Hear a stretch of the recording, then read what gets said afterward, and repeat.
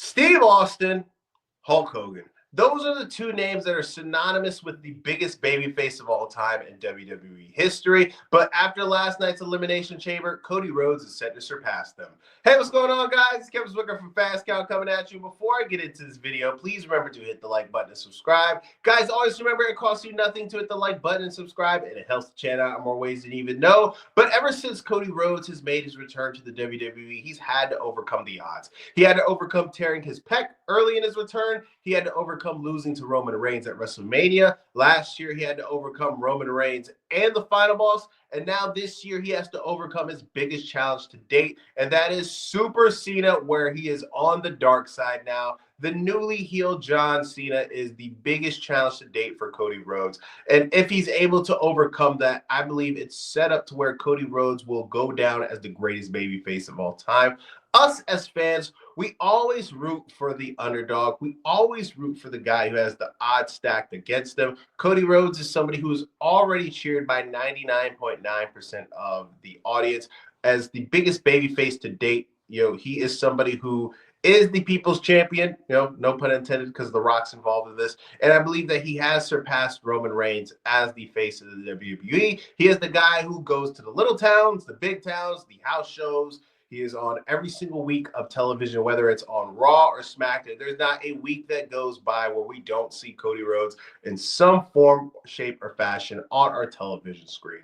And he sells merch, which is obvious, not as much as probably Jey Uso, because Jey Uso is very kids-friendly, as Cody Rhodes is as well.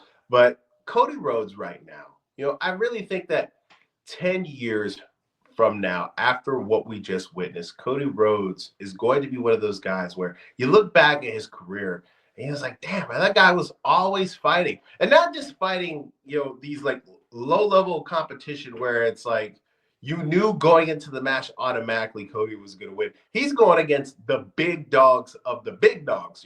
Roman Reigns, who's going to be a Hall of Famer.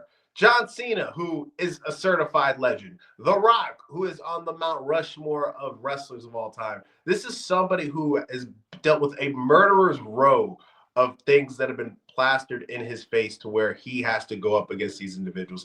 And you have always, risk. When you're going against somebody like The Rock or going up against somebody like Cena, you always risk, the fans, not supporting you as much because these are legends. Everybody loves Cena, whether it's, this new minted dark side Cena or, the OG happy hustle, loyalty, respect Cena. And of course, people love The Rock. But you knew that something was special last year when I've always said in my mind in normal conversation with people that whether The Rock flops or he has a business venture or, that's outside, of wrestling or outside of his comfort zone, the one place that The Rock will always be golden and he can do anything in the world, it will never be booed, that is professional wrestling. And when he got the amount of heat that he got for taking away Cody Rhodes' WrestleMania main event, that's when you knew that the people loved Cody Rhodes. And this is going to be another big test, him going up against John Cena and a newly fresh painted John Cena with this heel persona. I think people are going to be super into it.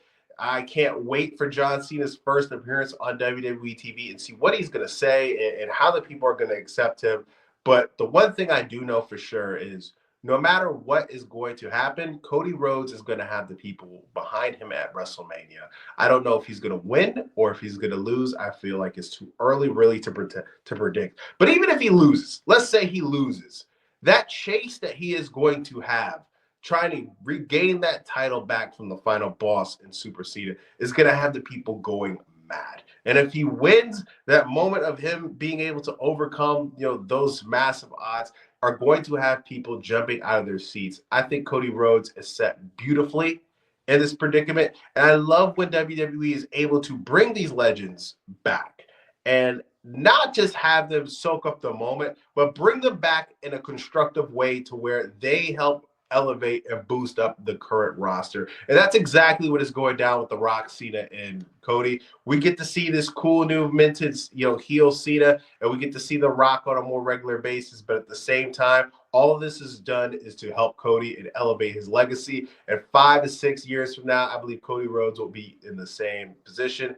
But He will be in the same position after this moment. He will be the greatest babyface of all time when all this is said and done. Let me know in the comment section, do you think I'm off when I say that? Do you think I'm crazy? Do you think Austin or Hogan are always going to be the greatest babyface of all time when it comes to WWE? Sound off in the comment section. Let me know what you guys are thinking. And like I said earlier, guys, liking the video, subscribing to the channel doesn't cost you a thing, and it helps the channel out in more ways than you even know. I am Kevin Zwicker.